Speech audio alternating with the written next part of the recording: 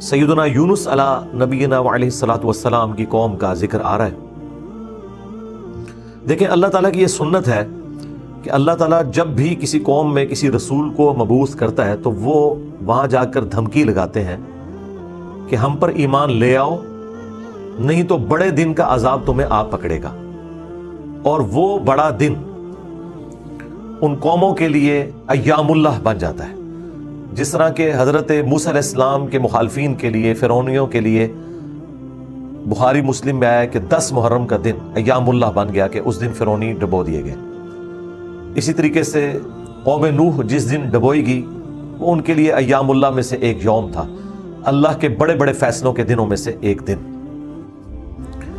تو رسول ہمیشہ یہ دعوت دیتے ہیں کہ ہم پر ایمان لاؤ، اور اگر ایمان نہیں لاؤ گے تو بڑے دن کا عذاب تمہیں آ پکڑے گا، اور الٹیمیٹلی عذاب آتا ہے اور اللہ تبارک و تعالیٰ اہل ایمان کو انبیاء کے ساتھ بچا لیتا ہے اور مخالفین کو تباہ و برباد کر دیتا ہے، کبھی سمندری طوفان کی شکل میں، کبھی آسمان سے پتھروں کی بارش کی شکل میں، کبھی تیز آندھیوں کے عذاب کی شکل میں، کبھی زمین میں دھسائے جانے کی شکل میں، مختلف شکلوں میں اللہ تعالیٰ کے عذابات آتے ہیں۔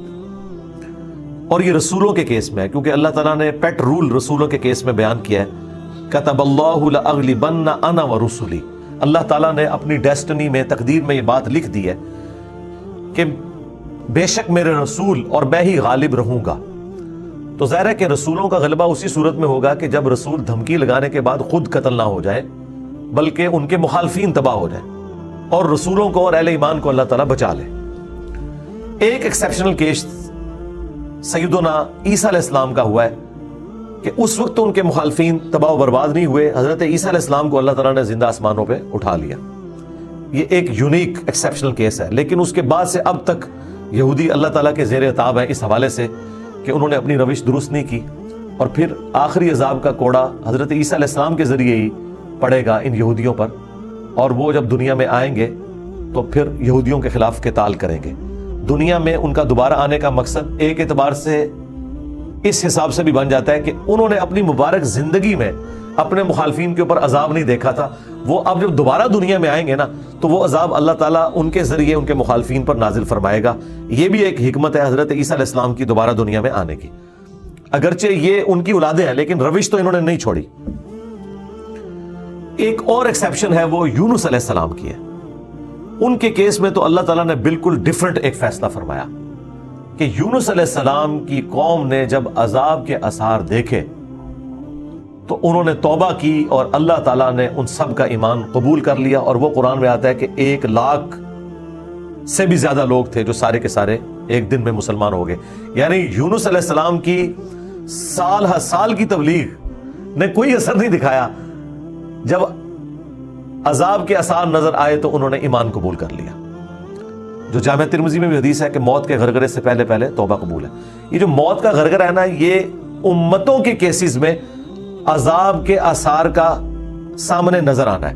وہ پوری قوم کے لیے موت کے غرغرے کا وقت ہے، اگرچہ وہ ان پہ نظر نہیں آئی ہے لیکن وہ اللہ کا فیصلہ ہو چکا ہے، وہ اب انہوں نے کنفرم مرنا ہی مرنا ہے۔ وہ آثار جب نظر آنا شروع ہوئے تو باقی قومیں بھی آہو بکا کرتی تھیں، اس قوم نے بھی آہو بکا کیا اور اللہ تعالیٰ نے ان کے کیس میں وہ سن لیا اور انہیں بچا لیا۔ اور جب یونس علیہ السلام واپس آئے وہ تو دنگ رہ گئے کہ یہ کیا ہوا، میں تو انہیں عذاب کا وعدہ دے کے گیا تھا، یہ سارے کے سارے زندہ سلامت ہیں۔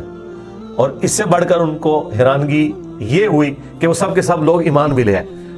تو اب حضرت یونس علیہ السلام کو وہ غم تو بھول گیا کہ میرا دیا ہوا وعدہ پورا نہیں ہوا۔ ظاہر ہے ایک امبیرسمنٹ تو تھی کہ آپ قوم کو کہہ کے نکلے ہیں کہ اب تم پہ عذاب آئے گا، اور عذاب نہیں آیا، تو امبیرسمنٹ تو حضرت یونس علیہ السلام نے فیل کی، لیکن اس کی کمپنسیشن اللہ نے اس حوالے سے کر دی کہ جو ان کا مقصد ہے وہ پورا ہو گیا کہ لوگ ایمان لے آئے۔